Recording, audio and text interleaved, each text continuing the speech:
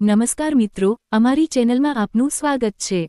આજનો પ્રેરક પ્રસંગ। અહીં એક પ્રેરણાદાયક ગુજરાતી વાર્તા છે જે જીવનમાં સમસ્યાઓ સામે લડવાની અને સકારાત્મક રહેવાની શક્તિ આપે છે।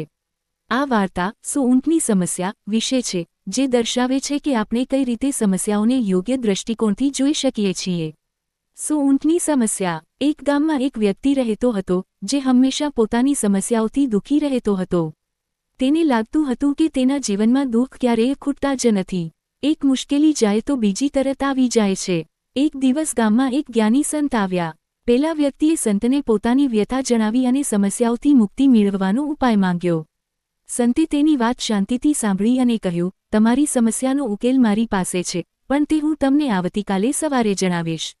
બીજા દિવસે સવારે સંત જ્યારે ગામમાં પ્રવેશ્યા ત્યારે તેમની સાથે 100 ઊંટ હતા।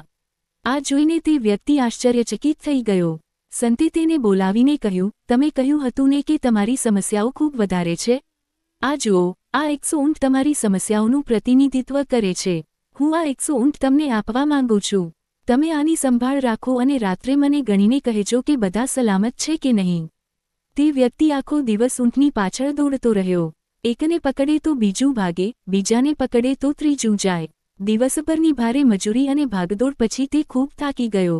બીજા દિવસે સવારે તે સંત પાસે ગયો અને કહ્યું, મહારાજ, આ 100 ઊંટની સંભાળ રાખવી અશક્ય છે।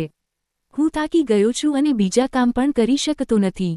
સંત હસ્યા અને કહ્યું, બેટા, આ 100 ઊંટ એટલે તારી 100 સમસ્યાઓ। તું આ બધી સમસ્યાઓને એકસાથે પકડી રાખવાનો પ્રયાસ કરે છે। તું 100 ઊંટની ચિંતા છોડી દે અને માત્ર એક ઊંટ એટલે કે આજના દિવસની માત્ર એક સમસ્યા પર ધ્યાન કેન્દ્રિત કર। બાકીની 99 સમસ્યાઓ પર ચિંતા કરવાનું છોડી દે। તે વ્યક્તિને સમજાયું કે તે નકામી ચિંતાઓમાં ફસાઈને મોટી મુશ્કેલીઓ ઊભી કરતો હતો। મિત્રો, આ પ્રેરક પ્રસંગના અંતે આપણે એ બોધ પ્રાપ્ત થાય છે કે આપણે જીવનમાં બધી સમસ્યાઓનો ઉકેલ એકસાથે શોધવા મથીએ છીએ, પરંતુ જો આપણે માત્ર વર્તમાનની એક સમસ્યા પર ધ્યાન આપીએ તો જીવન સરળ બની જશે। ચિંતા કરવાથી સમસ્યાઓ વધે છે, ઉકેલ નથી આવતો। મિત્રો, આ પ્રેરક પ્રસંગ તમને કેવો લાગ્યો? કોમેન્ટ કરીને જરૂર જણાવજો। ચેનલને સબસ્ક્રાઇબ કરવાનું ભૂલતા નહીં। ફરી મળીએ આવા જ પ્રેરક પ્રસંગ સાથે। ત્યાં સુધી આપ સૌનો ખૂબ ખૂબ આભાર। જય માતાજી।